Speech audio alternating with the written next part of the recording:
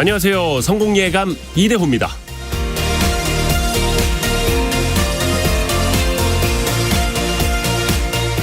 쓸데없는 잡무에 시달리고 있다.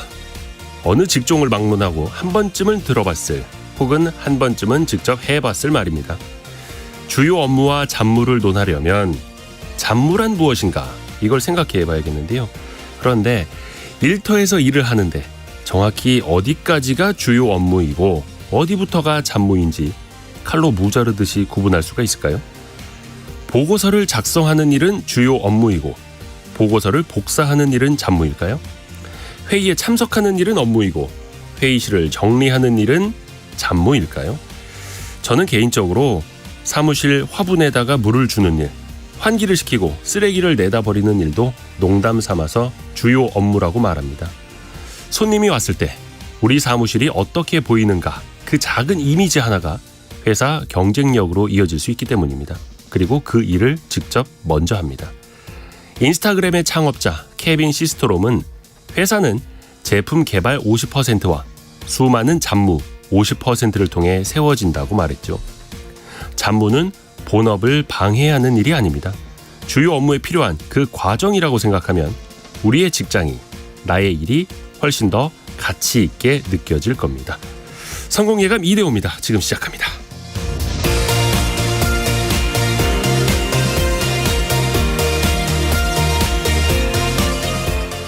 안녕하세요. 이대호 Y스트릿 편집장입니다. 오늘 제가 코맹맹이 소리가 더 심한 것 같은데 좀 나아졌는지 알았는데 감기가 떨어지질 않네요. 이거 죄송합니다. 오늘 금요일입니다. 원탁의 기자들이 찾아가는 날입니다.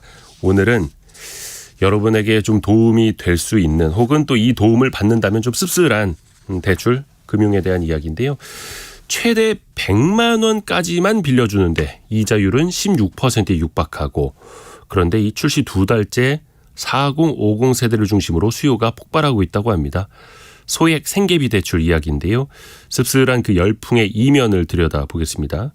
또 하나의 대출 이야기 바로 대환 대출입니다. 은행별로 대출 금리를 비교해보고 바로 조금이라도 낮은 금리로 바로 갈아탈 수 있는 그 서비스가 며칠 후에 시작이 되는데요. 금리 경쟁이 치열할 것이다. 혹은 빅테크만 배불릴 것이다. 여러 의견들이 나오고 있습니다. 잠시 후에 점검해보죠. 여러분이 기다리시는 경제상식 퀴즈도 지금 내드리겠습니다. 역대 경제 수장들이 한자리에 어제 모였습니다. 여러 경제 상황에 대한 조언을 내놨는데요. 공통적으로 한 말은 정치권이 표를 위한 정책, 포퓰리즘을 해서는 안 된다. 이렇게 따끔하게 지적을 했고요. 또한 이것이 너무 일상화돼서는 안 된다라고 지적도 했습니다. 차라리 이걸 너무 자주 하는 것보다는 급하지 않은 예산, 급하지 않은 지출을 줄여나가는 게 재정의 확대 효과를 가져올 수 있다라고 충고를 했는데요. 이게 문제입니다. 정해진 예산과는 별도로 특별한 사정이 있을 때 추가로 편성하는 예산을 뭐라고 할까요? 길게는 이게 6글자인데요. 줄여서 2글자로 말하기도 합니다. 지금 경제부총리 이름하고 굉장히 비슷하죠. 짧은 문자 50원, 긴 문자 100원이 드는 샵 9730으로 보내주시면 되고요. 추첨을 통해서 선물도 계속 보내드립니다. 실시간 방송 상황은 KBS 콩과 유튜브로 함께 하실 수 있습니다. 성공예감 이대호입니다를 자주 검색하시면 성공이 가까워집니다.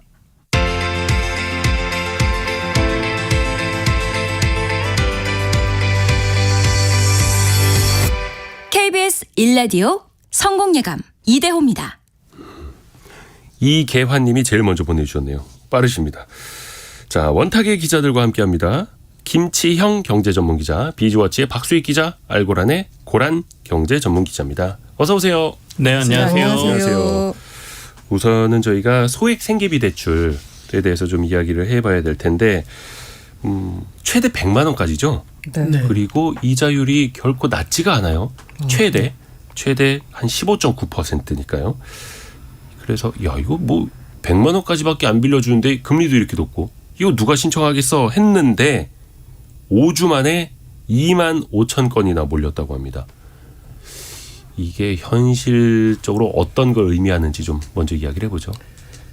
그만큼 뭐 박수익 기자. 일단 가슴 아픈 흥행이고 네. 또 이게 어떻게 보면 정부가 빌려주는 소액 급전 대출. 이게 은행이 빌려준다기보다는 정부가 여러 가지 기부금을 모아가지고 재원을 마련해서 이제 빌려주는 건데 그만큼 어려운 분들이 많은데 사실 이 소액 생계비 대출을 그동안 이제 받았던 것들이 상담했던 내역들이 좀 많이 공개가 되고 있는데 보면 대체적으로 이제 제도권 불법 대부업체 말고 제도권 대부업체에서 대출을 못 받는 그런 사람들 또는 기초생활수급자인데 뭐 월세 내고 나면은 식비라든지 공과금이 해결 안 되는 사람들 또는 20대, 20, 30대 중에서도 당장 직업을 어떤 이유로 구하지 못해서 이제 월세나 공과금 이런 기초 가장 생활에 필요한 즉각적으로 필요한 돈들이 구하기 어려운 이런 분들이 되게 많이 신청을 하고 그만큼 우리 사회가 또 한편으로 이런 분들이 많다는 뜻이겠죠. 그렇죠.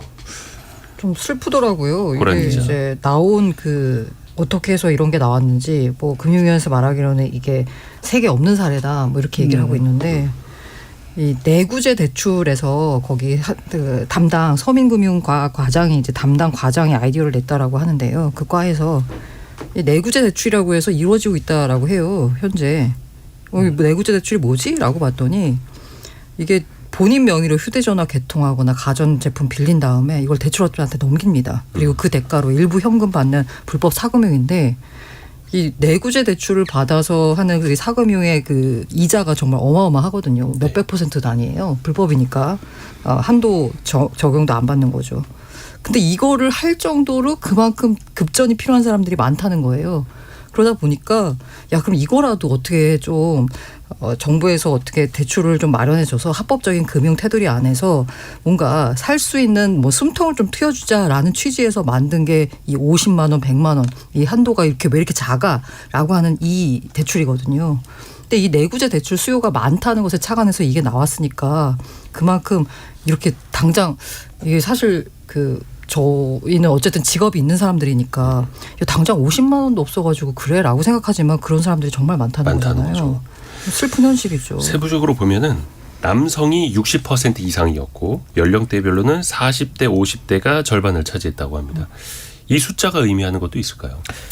이게 뭐 사실 세대나 남녀의 구분이 큰 의미는 없을 걸로 보이는데요. 그러니까 뭐 급전 필요한 사람들 굳이 여기서 해석을 해본다라고 하면 40대 50대면 이제 가정을 이끌고 뭔가 가정에서 앞서도 뭐 직업이 있냐 없냐를 잠깐 고 기자가 얘기를 했지만 아무래도 가정에서 가장으로서 뭔가를 해야 될 남성 그다음에 그 세대이기 때문에 당장 집에서 필요한 돈들을 어디선간 구해야 되는 긴박함이 여기서 조금 보여진다라고 볼 수 있겠고요. 그러니까 앞서 우리가 이제 그 정부의 이 소액 생계비 대출의 이자가 너무 높다라는 얘기를 했는데 결국엔 시장에서 결정되는 거거든요. 그러니까 이보다 훨씬 높은 이자를 주고 어디선가는 돈을 구해야 되기 때문에 이거라도 당장은 필요하다라는 거고요. 그리고 사실은 그 대부업계에서 이 소액 대출을 선호하는 이유는 있습니다. 그러니까 큰 돈을 빌려주면 다시 그 회수하는데 조금 어려움이 있지만 보통 50만 원, 100만 원 사이는 이자가 아무리 높더라도 보통은 대부분 갚습니다. 그래서 소액 대출을 돌리면서 대부업체에서 돈을 좀 많이 벌거든요. 그리고 남성보다는 여성을 선호한다고 하죠. 그러니까 조금이라도 채권 추심이 들어가면 여성들은 좀 사실 조금 먼저 겁을 먹고 회수가 더 빨라진다고 해서 이게 이제 사실 대부업계 내에서 있는 얘기인데 어쨌든 그런 것들을 정부가 조금이라도 이자를 낮춰서 해주겠다라는 것. 그러니까 그만큼 지금 삶이 어렵고 이런 것들이 여기서 드러난다고 볼 수 있겠습니다. 그러게요. 근데 그 어떤 조건으로 돈을 빌려주는지 소액 대출 해주는지 보니까 그냥 100만 원을 한 번에 주는 것도 아니고 50만 원을 먼저 빌려주고 잘 갚으면 50만 원을 더 대출해주는 방식이고 일단 이자율이 15.9%인데 이것도 잘 갚으면 이자율을 뭐 9.9%로 낮춰주고 이런 뭔가 조건이 있더라고요. 네. 이건 뭘 의미하는 걸까요? 어떤 의도일까요? 이 소액 생계비 대출이 말이 대출이지만 사실 정부에서 밝힌 것도 1차적 목적이 사각지대 발굴에 있다라는 겁니다. 기존의 고금리 대출에 대한 대환 대출이 햇살론이잖아요. 네. 여기도 해당을 할 수가 없는 신용불량자 분들도 이제 받을 수가 있는 거잖아요. 그러니까 이 대출하면서 현장에 와서 일단 50만 원을 빌려주는데 그것도 요새 비대면이 발달했는데 비대면도 아니에요. 대면으로 직접 가야 됩니다. 그래서 2, 30분 상담을 받아요. 그리고 나서 50만 원을 받는데 그 50만 원 받는 게 목적이 아니라 여기가 이걸 마중물 삼아서 다른 복지제도를 연계하는 거죠. 취업이나 아니면 혹시 불법 사금융에 노출돼 가지고 피해를 받고 있는 거 아닌지 이걸 다 이제 발굴하는 거거든요. 이 단순히 이 소액 생계비 대출이 이 복지 그 혜택 이로 이제 그냥 야 그럼 100만 원 그냥 주면 되는 거 아니야?라고 생각할 수도 있는데 그게 아니라 굳이 사람을 대면으로 불러다가 상담을 통해 가지고 취업을 연계하거나 불법 사기금 피하거나 아니면 휴먼 내금을 찾아주거나 복합 상담을 해주거든요. 그렇기 때문에 그 50만 원, 100만 원이라고 하는 게 액수 자체로 보면 작지만 이걸 마중물 삼아서 다르게 자립할 수 있도록 하는 근거를 마련해준다라는 점에서는 네, 뭐 칭찬할 만하죠. 그리고 이 15.9%라는 이자와 관련해서도 뭐 이 제도를 처음 발표할 때 정치권에서 특히 이제 야당에서도 이거 가지고 또 50만 원 빌려주면서 이렇게 이자를 많이 받느냐라는 지적도 있었는데 실제 이 15.9%라는 이자율 자체가 아까 고란 기자께서 말씀하셨던 햇살론의 그 금리의 기준을 삼아서 이렇게 만든 것이고 또 50만 원을 15.9%에 빌리면 이제 한 달에 제가 계산해보니까 이자가 6,625원 정도 이렇게 6,600원 정도 내는데 이 정도 약간 최소한의 상환 의지도 보고 그래서 이 사람에게 정말 이 사람이 절박한지 그렇다면 차라리 그 돈을 만약 불법 사금융에서 빌렸으면 뭐 한 달에 몇십만 원 이자를 낼 수 있거든요. 사금융 이자가 불법 사금융 이자가 600% 500% 이렇게 되면은 그것보다는 이 돈을 빌리되 대신 여러 가지 복지 혜택도 알려주고 취업도 좀 연계를 해주고 또 중요한 기능 중에 하나가 기존의 채무 조정과 관련한 상담도 같이 진행해주는 이런 복합적인 것들을 하기 위해서 직접 사람을 오라고 그러는 거죠. 대면 상담을 받아라. 네. 그래서 주의하실 점은 이 소액 생계비 대출이 또 이렇게 출시되고 나니 문자나 카톡으로 또 유사하게 또 이런 거 직접 예약 신청하십시오 하는 이거 대부분 다 문자 피싱이죠. 네. 예, 금융사기고. 말씀하신 것처럼 취업과도 좀 연계를 하고 더 나쁜 상황으로 빠지지 않도록 상담도 해드리고 채무 재조정 방안도 안내해드리고 그렇게 보면 어떻게 보면 50만 원 이렇게 빌려드리는 게 일종의 복지 성격이 될 수도 있겠네요. 그렇죠. 사실은 이 대출을 해주고 가장 큰 걱정은 회수거든요. 정부 입장에서는. 네. 근데 처음부터 이 상품을 설계할 때 회수율이 좀 낮을 거다라는 생각을 좀 하고 만든 걸로 보입니다. 그리고 정부에서도 관계자들이 앞서 고란 기자 말씀해 주신 것처럼 대출 실행 뒤에 복합 상담이 더 의미 있다라고 얘기를 하고 있거든요. 그래서 진짜로 이 그 정부의 이 소액 대출이 효과를 얻으려면 아까 말씀하신 대출 실행 뒤에 이런 복합 상담, 그러니까 진짜로 이 사람이 어떤 상황에 빠져 있고 앞으로 이제 이걸 갚을 수 있는 능력을 만들어주는 게 중요하지 않습니까? 그러니까 일자리를 만들어준다든지 아니면 사실 몰라서 정부의 지원을 못 받는 분들도 굉장히 많거든요. 그러니까 지금 이 상황에서 대환으로 돌리면 조금이라도 이자를 낮출 수 있음에도 그걸 모르고 있는 분들도 있고요. 그러니까 이런 것들을 아까 신용회복 프로그램으로 연결할 수도 있는데 그걸 못하는 분들이 있기 때문에 돈보다는 지금 현재 이 뒤에 이런 행위들이 훨씬 더 중요한 상황이다 이렇게 보여져서 물론 조금 더 늘리고 아예 이자 없이 줄 수도 있겠지만 결국에는 금융시장이라는 게 자생의 능력을 키워주는 게 1번이기 때문에 그런 용도로 활용한다? 뭐 마중물이다 이렇게 표현한다면 이 정책의 의미는 있다 이렇게 보여집니다. 1028님이 월급을 받다가 자영업을 하니까 그 마음 이해합니다. 타이어 실밥이 나올 정도로 타셨다고. 근데 타이어 4개 바꾸는데 마이너스 통장으로 사셨다고 하네요. 100만 원, 50만 원 절대 작은 돈이 아닙니다. 보내주셨고 4023님이 어느 날 제자가 갑자기 전화를 해서 20만 원만 빌려달라고 한 적이 있습니다. 얼마나 힘들면 은사에게 전화했을까 싶어서 그냥 50만 원을 준 기억이 있습니다라고. 사실 이제 그 사람들 사이에서 이렇게 소액 빌려달라고 하는 건 또 계속 이어집니다. 그래서 차라리 그냥 안 받을 생각하고 주는 게 낫다라는 그런 말씀도 있고요.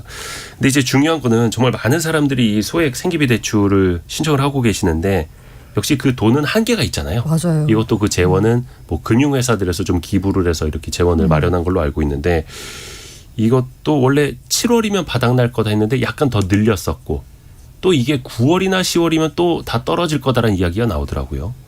어떻게 해야 될까요? 어려운 문제인데요. 이거 더 해야 될지.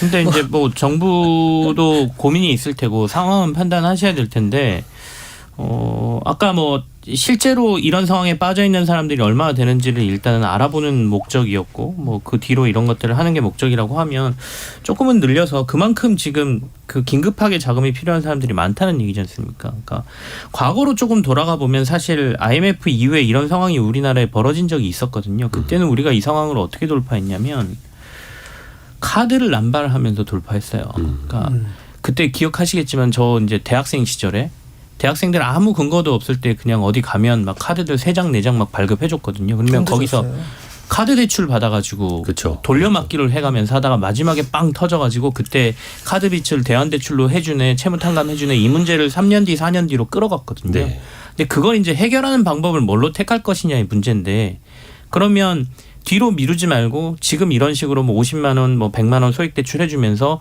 어떤 사람들이 어떤 상황에 빠져 있는지를 정부가 데이터를 확보한다는 점에서는 굉장히 의미 있는 제도이기 때문에 조금 더 확대해서 정부가 예산을 조금만 늘려도 대상 수는 확 늘어나지 않습니까? 소액 대출이니까 50만 원, 100만 원이잖아요. 그러니까 저는 조금 더 예산을 늘려서 해줄 필요가 있다 이렇게 보여집니다.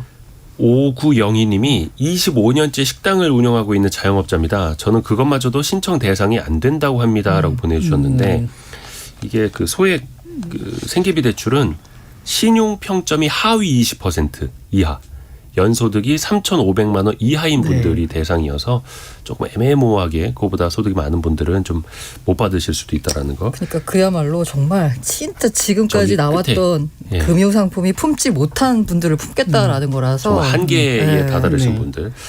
근데 일각에서는 지금 정치권에서도 이거를 1인당 200만 원까지 확대해야 한다라는 이야기도 나오고 더 많은 사람들이 받을 수 있도록 해야 한다. 물론 정치권의 이야기입니다. 이런 아이디어들이 나오는데 기자분들의 생각은 어때요?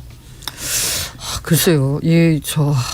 이게 일단은 그 금액 자체만 놓고 보면 아무래도 100만 원보다 200만 원이 실제로 받는 분들한테도 도움이 될 것 같은데 이거 취지가 단순히 돈을 주는 게 아니라 말씀드린 그 상담으로 연계해가지고 자립할 수 있는 뭔가 그걸 마련해 준다라는 거잖아요. 그러면 200만 원 늘리게 되면 그냥 산술적으로 계산해 봤을 때 대상자가 절반으로 줄게 되는 거잖아요. 네. 그런데 이제 한도 증액에 대한 뭐 예산 계획이 없이 무조건 늘리는 거는 조금 반대를 오히려 더 그냥 부작용이나 아니면 원래 취지와는 맞지 않는다라는 생각이 들어서 한도가 그러니까 전체적인 파이가 커지는 상황에서 개별 지원액이 늘어난다라고 하면 생각해 볼 수 있지만 한도 증액에 대한 뚜렷한 대책이 없는 상황에서 무조건 그 개별 대출액을 늘려준다? 이거는 좀 생각해 봐야 될 문제 같다라는 생각이 들어요. 근데 사실 제가 국회의원이어도 더 늘리자고 할 것 같아요. 그럼 뭐 우호적인 이제 표심이 생기지 않겠습니까? 근데 현실적인 한계가 있잖아요. 대상을 늘리는 거는 저는 조금 필요하지 않을까라는 생각이 지원 있습니다. 대상. 지원 대상을 늘리는 건 필요할 것 같고요. 그러니까 지금 수요가 이렇게 많다는 거는 정말 위급한 사람들이 많다는 거니까 우리가 이런 말씀 드리면 좀 삶을 포기하는 순간이라는 게 생기지 않습니까? 뭔가 도전하다 내가 그 도전을 포기하는 순간들이 생기거든요. 네네네. 그 선을 안 가게라도 해주기 위해서는 우리가 의지를 심어주기 위해서는 이런 것들이 조금 필요하거든요. 정말 어려울 때 그래도 뭔가의 도움의 손길이 필요하기 때문에 그래서 대상을 늘릴 필요는 있어 보이고요. 다만 목적에 부합하게 앞서도 뭐 대출에 대한 이자나 이런 것들을 잘 갚으면 15.9%에서 뭐 9.4%까지 이자율을 인하해 준다 그랬지 않습니까? 네네.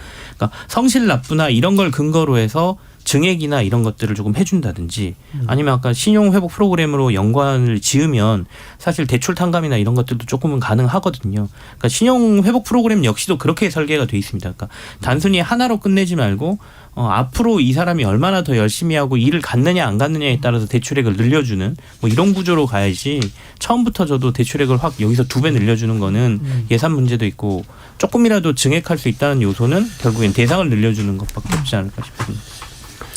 2926님이 그분들 입장이 되지 못하면 진짜 깊은 사정을 알지 못할 겁니다. 아침부터 마음이 아픕니다라고 그러게요. 보내주셨고 7409님이 공단에 가보면 외국인 근로자들이 대단히 많습니다. 시급도 내국인과 같고요. 일자리 소개, 연결 시스템이 필요한 것 같습니다라고 보내주셨는데 김형석님은 조금 다른 또 의견이네요.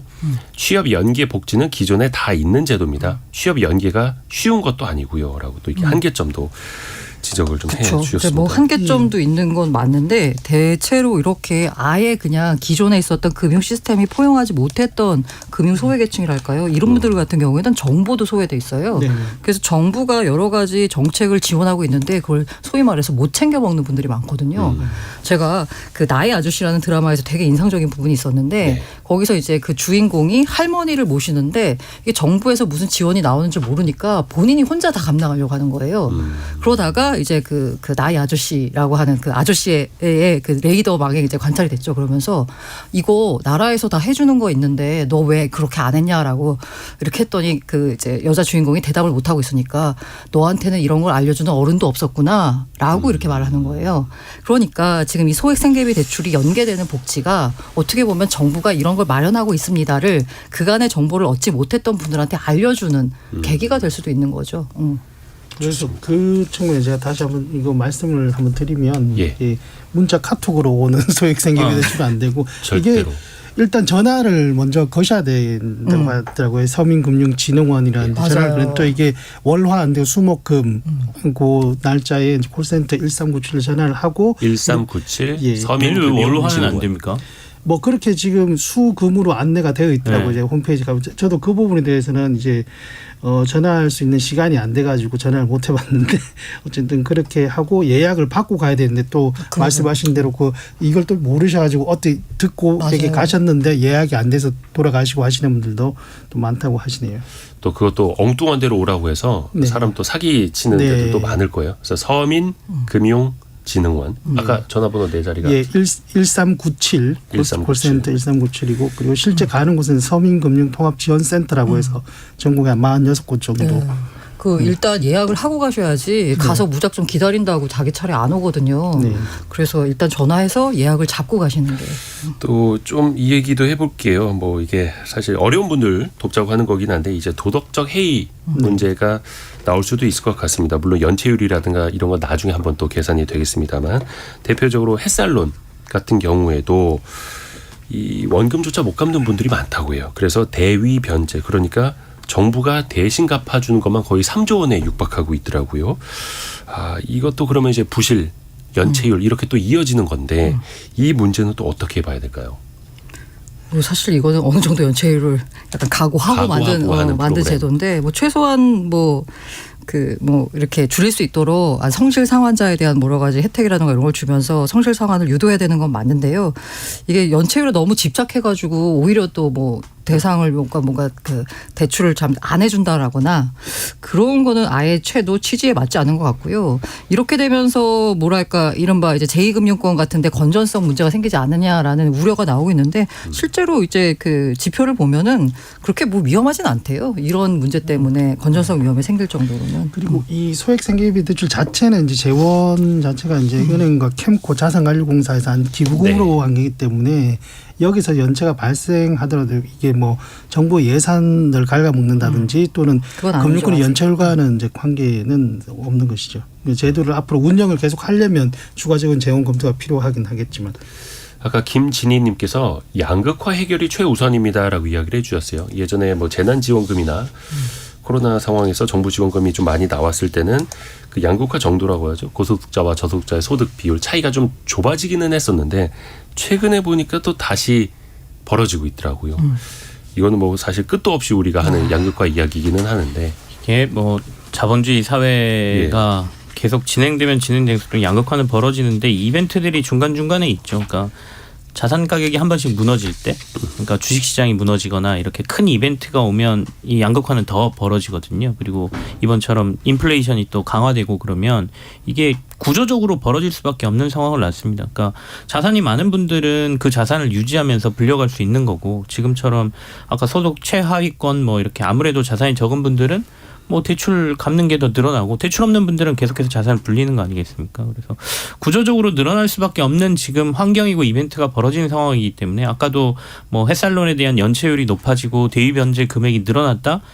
이거는 이미 예상돼 있는 상황이었거든요. 그러니까 이것 때문에 뭐 더 줄여야 된다, 늘려야 된다가 아니라 이걸 어떻게 해결할 수 있느냐에 대한 고민을 좀 해야 되는데 아까 약간 말의 반복인데 그러니까 서민층이 중산층 이하의 서민층이 좁아지고 사라지는 거는 사실은 우리가 산업 생태계에서 봤을 때 소비 계층의 사라짐을 의미하거든요. 네. 그래서 어느 정도는 유지를 시켜줘야 되는 또 상황이 발생하기 때문에 여기에 들이는 비용을 우리가 비용이라고 생각한다기보다는 미래 그러니까 이 벌어지는 격차를 좀 줄이는 데 사용되는 어쩔 수 없는 비용이다라고 또 사고 전환을 좀 하는 것도 필요해서 정부에서 이런 재원을 좀 늘릴 필요는 있다라고 저는 개인적으로 생각합니다.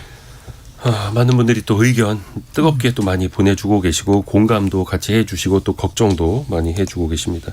그 두 번째 주제로 넘어가기 전에 오늘 경제상식 퀴즈 한 번 더 말씀을 드릴게요.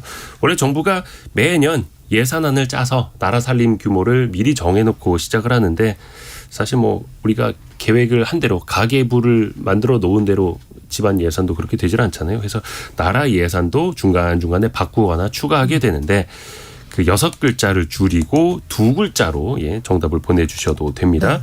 부총리 이름 한 글자를 빼면 됩니다. 부총리 이름 3글자에서 마지막 한 글자만 빼면 되는 건데 많은 분들이 그 정답 보내주셨고 6657님은 어릴 때 뉴스에서 계속 나와서 가을에 편성하는 예산인 줄 알았습니다. 아 진짜 가을에 하죠. 예, 보통. 많이들 이게 또 반복이 돼서. 네. 그리고 차상윤님은 이대호 편집장님 이제 경제 퀴즈의 수준을 높여주세요.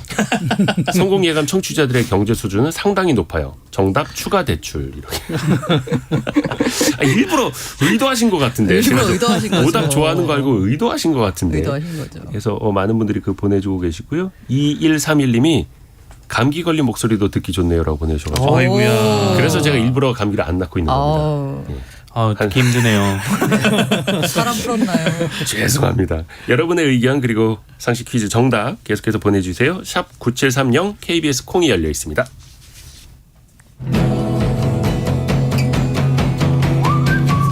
오늘의 움직임에 주목하고 세상의 흐름을 놓치지 않습니다. 여러분의 내일을 응원하며 성공의 열쇠를 함께 찾아갑니다. 성공예감 이대호입니다. 자, 두 번째 주제. 오늘 저희가 마치 무슨 대출 상담소가 된 기분인데 앞에서 소액 생계비 대출은 정말로 한계 끝에 가 계신 분들 입장이라면 이번에는 기존 대출을 쓰고 있는데 이자 한 푼이라 좀 줄이고 싶잖아요. 그런 분들이 귀 기울여 주셨으면 좋겠습니다. 온라인 원스톱 대환 대출. 이게 이달 말부터 서비스 된다고 하는데 이것부터 좀 알려주세요. 원스톱 대환 대출. 다음 주부터 시작이 되는데 시작이 어떻게 되냐면 예를 들어서 우리가 뭐 이게 실명을 밝혀야 되는지 모르겠지만 뭐 토스나 카카오페이 이런 네네. 앱들 있잖아요. 그런 앱들을 들어가 보시면 이제 대출 갈아타기 서비스가 나옵니다. 이런 안내가 나오거든요. 알림을 받으시겠습니까? 네. 동의해 놓으면 이제 알아서 안내를 해주는데 서비스 시작될 때. 예. 그게 이제 다음 주에 시작을 하는 것이고 네. 기존에도 우리가 온라인에서 검색을 해보면 대출 금리를 비교할 수 있는 맞아요. 시스템들은 지금도 많이 있죠. 수십 개가 있고. 그런데 그 비교를 한 뒤에 신청을 직접 은행에 가서 해야 되고 서류도 들고 네. 준비를 해서 가야 되는데 다음 주부터 시작되는 것은 이거를 이제 이러한 앱을 통해서 바로 온라인으로 금리 비교하고 조건 따져서 신청할 수 있고 온라인으로 대출 갈아타기가 바로 되는 그런 서비스가 처음으로 이제 도입되는 것입니다. 왜 고란 기사. 우리가 인터넷에 쇼핑할 때요. 저도 되게 자주 애용하는데 왜 최저가 이거 보잖아요. 가격 비교. 네, 가격 비교해가지고 그 온라인 쇼핑할 때는 최저가 그 이제 가격이 딱 떠서 거기를 이제 클릭해서 들어가면 거기서 바로 이제 뭐 땡땡땡 페이를 적용해가지고 그냥 원스톱으로 바로 그걸 살 수 있거든요. 네. 그러면 이제 이 대환대출 금리도 어떻게 보면은 대출 상품이잖아요. 네. 그래서 소비자가 상품을 고를 때 최저가로 상품을 봅니다. 지금도 볼 수 있어요. 근데 이제 이게 본 다음에 그럼 나 이걸로 해야지 하고 클릭해서 가는 순간 그다음부터 복잡해져요.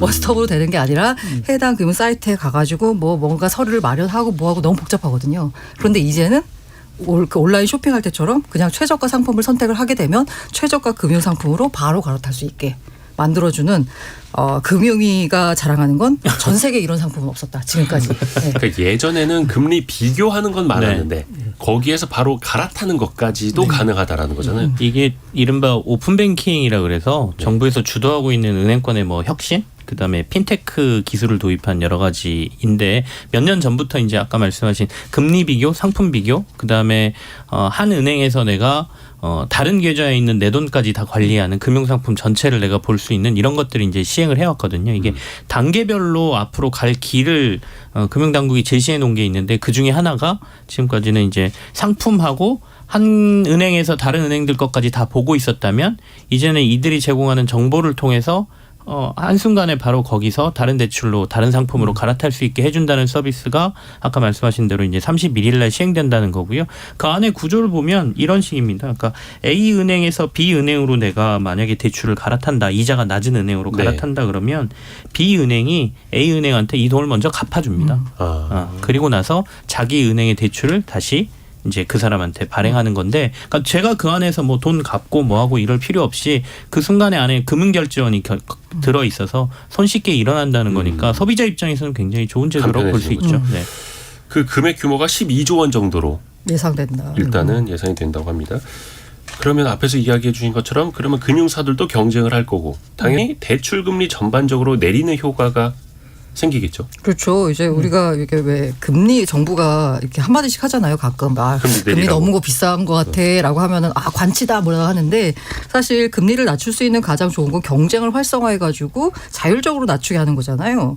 그러니까 상대 은행보다 우리 제품의 경쟁력이 더 많도록 한 푼이라도 좀 더 싸게 하는 그걸 이제 촉진하는 게 바로 대환 대출이라고 볼 수 있는데 사실 이것도 여러 가지로 왜 옛날부터 이런 얘기가 나왔었던 것 같은데 왜 지금 해서야 되느냐를 보면. 은행들의 저항이 심했죠. 왜냐하면 이렇게 되면 야 그럼 우리의 역할은 뭐지? 라는 은행에 대한 근본적인 물음이 나오는 거죠. 그래서 그런데 네. 이번에 이거를 이제 플랫폼에서도 아마 먼저 서비스로 많이 내보낼 겁니다. 당연히 경쟁력이 있으니까. 주셨던 뭐 토스나 카카오페이나 네이버 파이낸셜이라든지 앱 많이 네네. 사람들이 사용하는 앱 위에다가 이제 막 빵빵빵빵 띄우면서 광고를 하겠죠. 근데 최후의 승자가 은행들이 아니라 은행들은 이제 어떻게 보면 제살 깎아먹기가 될 수도 맞아요. 있겠고 최후의 승자가 플랫폼들이 될 수도 있다. 이건 어떻게 보세요? 이게 결국에는 미꾸라지가 한 마리 등장해야 되는 상황이지 않습니까? 네. 그러니까 아까 고란 기자가 지적해준 대로 은행들은 그동안 4-5군데가 담합이라는 표현이 좀 그렇지만 시장을 지배하고 있었기 때문에 굳이 이런 경쟁을 할 필요가 없었거든요. 여기 아니면 A, B, C, D 중에 하나만 택하면 됐던 상황이니까. 근데 거기다가 인터넷 은행이라는 걸 열어주고 뭐 중금리 대출 또는 신용도 중신용자들을 위한 대출 시장을 열어줬는데 아직도 장벽이 있어서 이게 잘 허물어지지 않았었거든요. 근데 여기다가 뭔가 플랫폼을 하나 마련해주면서 적극적으로 경쟁을 해라라고 한 상황이지 않습니까? 그렇다 보니까 여기서는 어떻게든 시중은행이 가지고 있던 대출 상품들의 금액을 인터넷 은행들은 빨리 가져와야 되는 상황이기 때문에 기대하는 거는 사실 미꾸라지가 역시 인터넷 은행 또는 핀테크 업체가 될 거다라고 보는 거죠. 그러니까 뭐 일반 시중은행들보다는 조금이라도 이자를 덜 주면서 이 자금을 가져가려고 하는 그 은행들이 생길 거라고 보기 때문에 혜택은 이제 그쪽에서 볼 거라고 보고는 있지만 시중은행 중에 유일하게 신한은행이 이 서비스에 동참을 했거든요. 그래서 큰 시중은행들도 어떤 움직임을 보이느냐, 방어하기 위한 움직임을 보이느냐에 따라서 상황은 좀 바뀔 수도 있다라고 보여지네요. 플랫폼 업체가 유리할 예. 수밖에 없는 게 플랫폼 업체는 지난 뭐 수십 년간 또 2000년대 이후로 이른바 소비자 경험에 대한 그 최적치를 다 확보를 하고 있는 거예요. 수많은 걸 통해서 어떻게 하면 소비자가 쉽게 우리 플랫폼에 들어와서 뭔가 뭐 할 수 있는지 활동할 수 있는지를 연구해 왔거든요. 그렇기 때문에 이번에는 그냥 그 대상 영역이 금융 상품으로 확대된 걸 뿐이지 그간의 소비자 경험을 다 녹일 수가 있거든요. 그런데 아시겠지만 우리 은행 앱이요. 그나마 인터넷 전문은행 나오면서 좀 간편해졌지만 그 전에 은행 앱 보면 뭐 너무 많아. 뭐 한 은행인데도 앱 서비스만 뭐 50 몇 개가 되는 이런 상황이 있었잖아요. 네. 그나마 지금 최근에 이제 줄어든 거고 그러다 보니까 지금 은행들이 걱정하고 있는 건 지금 현재 네이버가 있고 거기에 수많은 소상공인들이 입점해 있잖아요. 마찬가지로 네이버 파이낸셜에 이제 수많은 이제 은행들이 입점하는 형태가 될까봐 자신들이 이제 이렇게 뭐랄까 이렇게 종속적인 구조로 될까봐 걱정하는 거고 그 걱정은 너무 당연한데 네. 그 걱정을 넘어서서 뭔가 은행의 자구책을 마련해야 되죠 스스로. 그게 걱정된다고 해서 지금처럼 이제 장벽을 쌓고 아니면은 뭔가 금리 담합적인 구조로 나가고 이건 아니잖아요. 네. 그 장벽이 계속해서 허물어지고 있죠. 네. 특히 앞에서도 이야기하신 오픈 뱅킹. 저도 최근에 경험을 한 게 A 은행 계좌 핸드폰 바꾸면서 인증서를 안 깔은 거예요. 맞아요. 그래서 B 은행 계좌로 들어가서 A 은행 거를 보고 B 은행 앱에서 A 은행 거를 C 증권으로 옮기고 네. 이게 너무나 쉬워진 거죠. 맞아요. 저도 최근에 보면 한 은행 앱만 쓰고 있습니다. 거기서 어떤 모든 백이- 계좌를 다 볼 수 맞아요. 있으니까. 네. 이제 경계가 사라졌고 그만큼 금융사들은 경쟁이 치열해졌고 금융 소비자들은 좋아지는 거고 은행들 입장에서는 우리가 참 어렵게 고객들의 데이터, 뭐 신용 데이터라든지 쌓아왔는데 이것도 그냥 손쉽게 빅테크 기업이 가져가는 것 아니냐라고 또 우려할 수도 있거든요. 그렇죠. 네. 신용 데이터를 제대로 분석하고 제대로 하고 있는지 저는 개인 신용 부분은 의문인데 그렇지 않습니까? 우리나라가 금융시장의 발달이 사실 기업을 중심으로, 그러니까 뭐 60년대, 70년대, 80년대 이 사이에서 대부분 지난번에 전세 얘기할 때도 얘기했지만 개인들한테 돈을 받아서 기업에게 대출해 주는 방식으로 은행이 발전을 했지 개인들의 신용도를 분석으로 중신용자들 대출이 별로 없었던 것도 그거잖아요. 위험성 있으니까 그냥 안 했던 안 하고 거거든요. 말고. 근데 그걸 많이 쌓아놓은 걸 제대로 이용하지 못하는 걸 잘 이용하게 만들어주는 건 소비자들한테 필요하다고 보여지고요. 네. 그래서 지금 시중은행 걱정을 저희가 해줄 상황은 아니다. 그거보다 더 대출 이자가 비싼 우리 서민들이 이 대환대출을 통해서 이자를 낮추는 거 이게 더 중요한 거 아니겠습니까? 다만 이 대환대출 관련돼 가지고 한 가지 걱정되는 거 네. 어쨌든 이게 이제 수수료가 아무래도 들 거 아니에요. 네. 이제 수수료를 이걸 소비자한테 전가하는 건 아닌지가 사실 걱정이 되고 있고요. 지금도 담합 구조라서 금리가 비슷비슷하잖아요. 그런데 이제 뭐 대환대출의 실효성이 없을 정도로 그냥 다 지금처럼 은행의 금리가 비슷비슷하면 굳이 뭐 대환대출 이게 필요가 없을 수도 있고 그리고 은행들이 아직까지는 소극적이라서 앞으로 늘어날지 모르겠지만 이 대환대출이 우리가 은행이 갖고 있는 모든 대출 상품을 다 포괄하는 게 아니잖아요. 뭐 상품 종류만 놓고 보자면 지금 현재 신용대출만 되고 연말엔 뭐 주담대까지 가능하게 하겠다라고 하는데 신용대출 가운데서도 지금 일부 은행은 아예 대환대출 전용 상품을 만들겠다라고 합니다. 이건 뭐냐면 기존에 우리가 갖고 있는 상품을 모두 다 시장에 내놓지는 않겠다는 거예요. 왜? 걱정되니까. 일부 미끼 상품만 네. 나올 가능성도 있다는 요게 이제 해결돼야 되는 문제죠. 결국은 자기네들 플랫폼도 지켜야 되는 거잖아요. 은행 네. 입장에서는. 다 또 퍼줄 수는 없겠고. 다만 이게 확실히 뭔가 매기 효과는 될 거라고들 보시는 거고요. 네. 네, 일단 뭐 박수희 기자.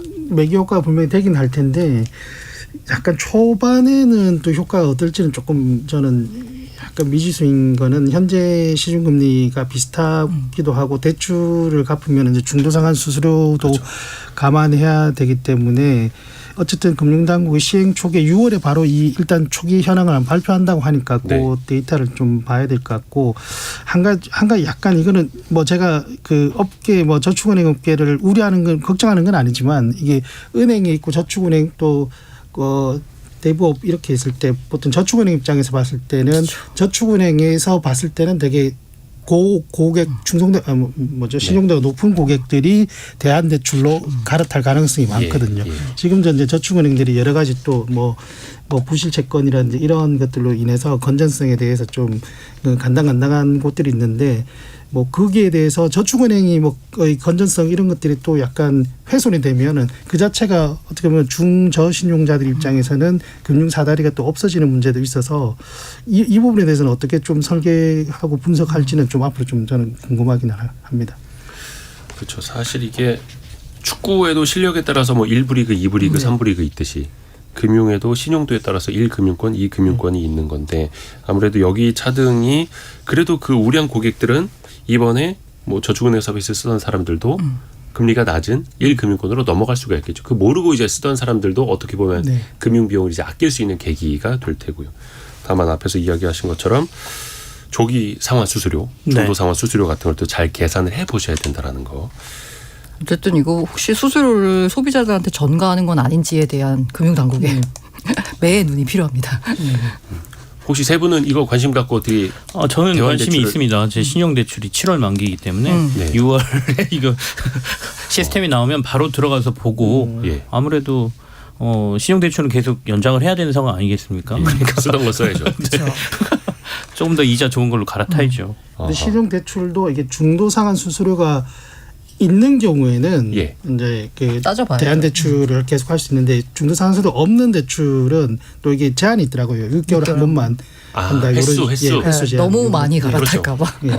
왜 핸드폰도 번호 이동 자주 못 하고요. 한계가 있죠. 요금제 변경. 처음에 장벽을 허물게 되면 이 장벽 허문 거에 대한 부작용에 대한 얘기들을 여기저기서 할 수밖에 없는 상황이잖아요. 네. 근데 분명히 소비자에게 도움이 되는 제도라는 판단이 있다라고 하면서 이제 조금 보완을 아까 고 기자 얘기한 것처럼 중도 상환 수수료를 소비자한테 전가하는 거 뭐 이런 것들은 당연히 당국이 좀 지켜봐야 될 테고 또 어디는 중도 상환 수수료 자신들이 부담하겠다라고 마케팅적으로 나오는 데들도 있을 거예요. 왜냐하면 자금을 조금 더 많이 유치해야 되는 상황이라면 그러니까 그런 것들은 시장에서 이제 해결해야 되는 문제가 아닌가 그렇게 생각이 되네요. 오늘은 거의 이제 금융 상담소처럼 예. 원탁의 금융 상담소 원탁의 기자들 너무 고맙습니다. 김치형 경제 전문 기자, 비즈워치의 박수익 기자, 알고란 고란 경제 전문 기자였습니다. 고맙습니다. 네, 네, 감사합니다. 감사합니다.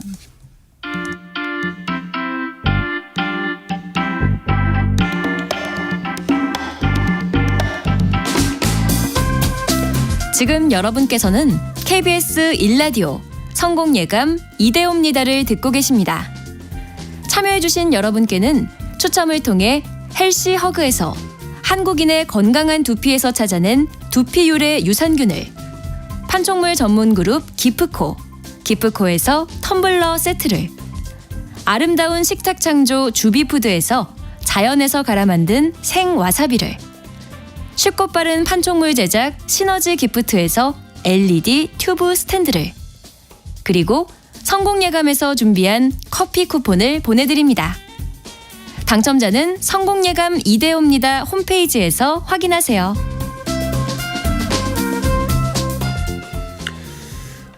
정말 그 화장실이라는 존재는 평소에는 그냥 우리 주변에 있는 물과 공기 같은 존재죠.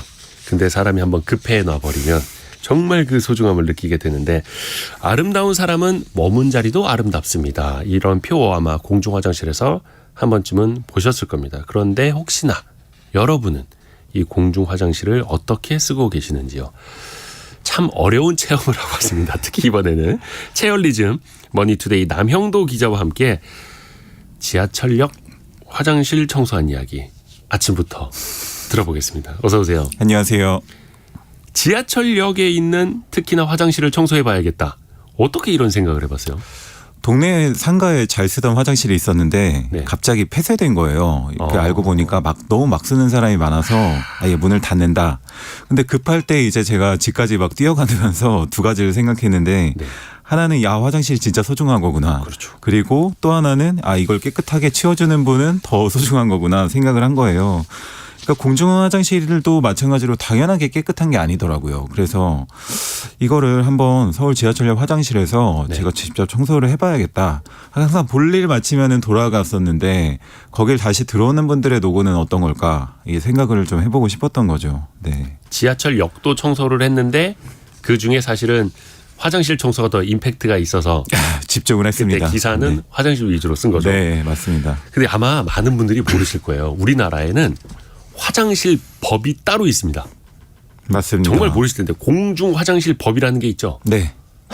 맞아요. 네. 근데 외국 같은 경우에는 이제 해외 나가서 보신 분들은 야, 대한민국 화장실은 정말 양반이구나. 그럼요. 깨끗하구나. 편리하구나. 이거 느끼실 수 있을 거예요. 그렇죠? 네, 프랑스 파리에 갔었는데 화장실에 들어갈 때마다 돈을 내더라고요. 그래서 이용하려고 하면 뭐 어디 카페에 꼭 들어가야 된다거나 이랬었는데 이게 당연하게 아니구나 생각을 했었어요. 독자분 중에서는 이탈리아에 다녀오고 입국하던 날이었는데 공항 화장실에 들어놓을 정도로 진짜 너무 한국 화장실 너무 깨끗하구나. 우리나라 공항 네. 화장실은 뭐 이게 진짜 당연히 여기고 살았구나 싶었다고 해외 다녀오니까 오히려 느끼는 거죠. 그리고 또 법적으로도 그 공공기관, 관공서 이런 네. 데들이 이제 개방을 하도록 되어 있죠. 그렇죠. 법적으로. 네, 맞습니다. 좋은 나라입니다. 정말 큰 사고가 안 날 수 있게끔 법으로 공중 화장실을 열어놓는 나라 몇이나 되겠습니까? 그렇죠. 그리고 비교적 상가 건물 화장실도 우리 눈에는 지저분해 보이긴 합니다만 네, 선진국이라고 하는 유럽하고 비교해 보면 깨끗하죠. 이야, 네. 거의 뭐 호텔 수준이죠. 근데 직접 화장실 청소를 해 보니까 어땠는지 그 이야기 한번 들어보죠.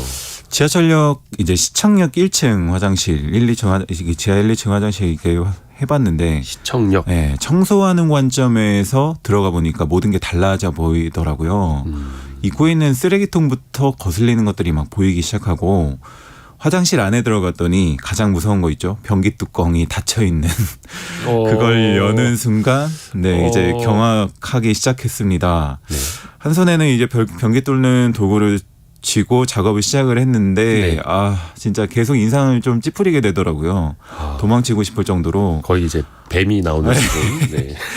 변기를 이제 하나씩 좀 뚫고 뭐 묵직한 걸레로 바닥도 닦고 넘치니까. 수세식 변기 있잖아요. 그것도 여기저기 묻어 있거든요. 이게 쪼그려 앉아서 이제 일일이 닦아야 되고 네. 그러니까 무릎도 아프고 허리도 아프고 막 다 갈아 넣어서 반짝이게 하는 일이구나 생각이 들었습니다. 그제야 좀 보이지 않는 것들이 보이기 시작했는데 변기에 가래침이 왜 이렇게 들러붙어 있는지 막 이제 뱉고 뚜껑에 오를 때 이제 발로 하셔가지고 아니 그러게 왜 변기 위에 발로 밟고 올라가시는 분들이 있어요. 네네네 그 발자국을 이제 지워야 되고 그게 이제 특히 구두 같은 경우에는 네. 까맣게 남아가지고 세면대 본인만 깨끗하려고 하는 거예요. 네 그렇죠 발로 내리고 물 내리고 뭐 이러시는 분들도 많고 뭐 세면대 근처에 물기 같은 거 이제 아무렇게나 이제 막 흩뿌려진 그걸 또 바닥에 떨어지면 그 물을 밟아서 또 화장실 전체에 발자국이 나거든요. 여기저기에 또 마구 꽂아놓은 뭐 광고 명함 이런 것들이 보이기 시작하더라고요. 네. 그러니까 자꾸 막 발로 올라서시고 또 물 내리는 것도 손을 안 대려고 발로. 그렇죠. 그거 그냥 휴지로 감싸서 이렇게 누르면 되거든요. 네, 그렇게 하면 그래서 저도 되는데. 그래서 휴지를 같이 버리고 하는데 성은실님이 맞아요. 유럽 화장실 유료이고 기차 역사 화장실은 돈 내고 가야 한다고. 맞습니다. 신승호님이 급할 때는 종교 기관을 찾습니다.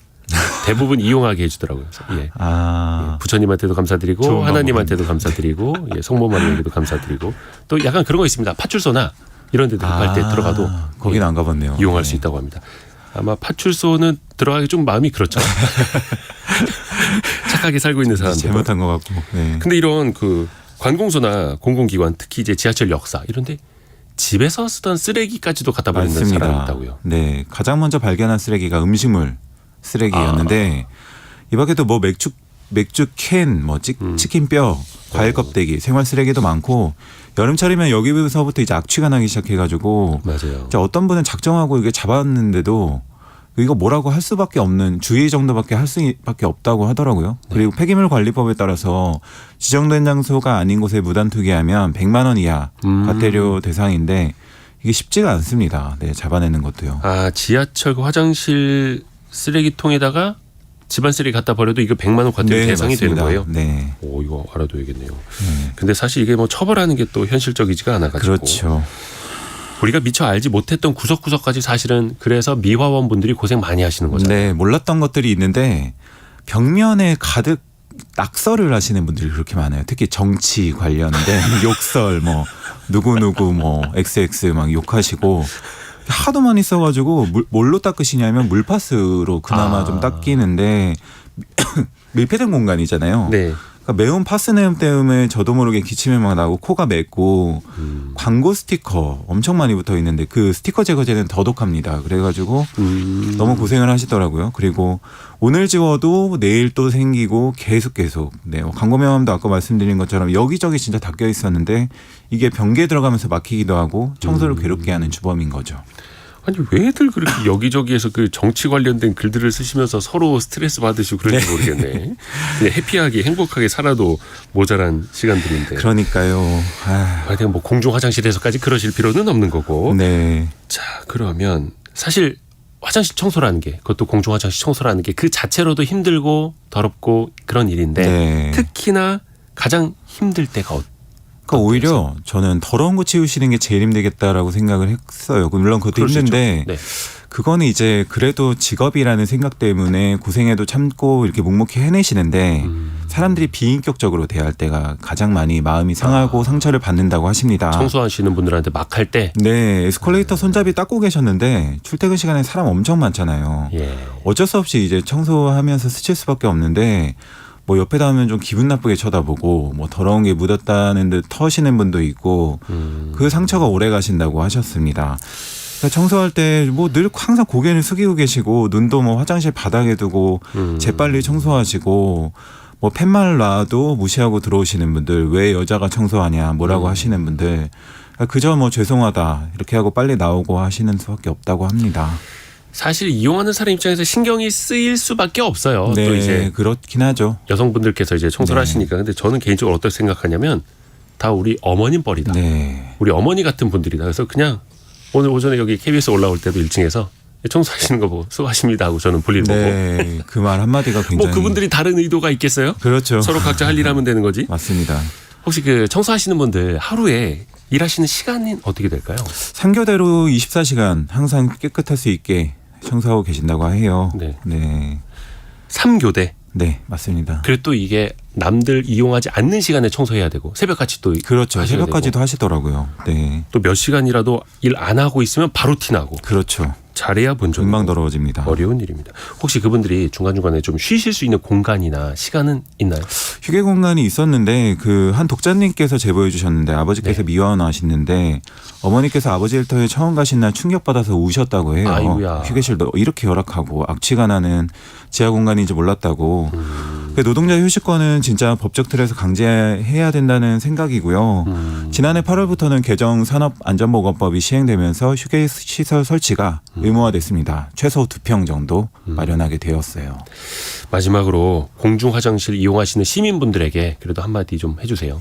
너무 상식적인 이야기지만 우리 집 화장실 쓰듯이 썼으면 좋겠다. 이 미화 여사님 당부였고요.